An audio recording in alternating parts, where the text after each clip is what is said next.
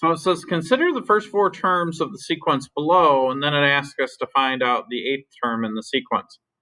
Well, I noticed that this is what we call a geometric sequence.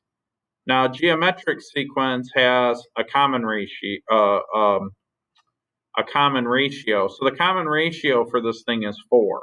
In other words, to get the next term, I have to multiply by 4. So this one I'm going to multiply by 4. Negative 3 times positive 4 gives me a negative 12.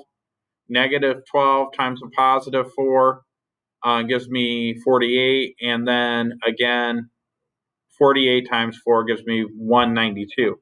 So I can find the eighth term by just plugging this in, and I'm going to verify this real quick too. So let's make sure that what I'm saying is true. So I'm going to say, what's negative 3 times 4? Well, that's 12 times 4. Well, that's negative 48, negative 192. Now the fifth term, the sixth term, the seventh term, and the eighth term. So that's the eighth term right there. Let's take a screenshot so you guys can see what I'm doing here.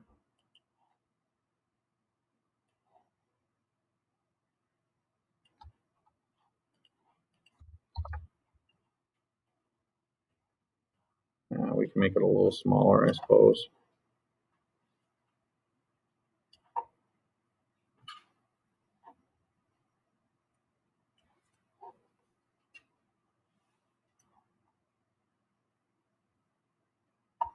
So anyways, what is the eighth term?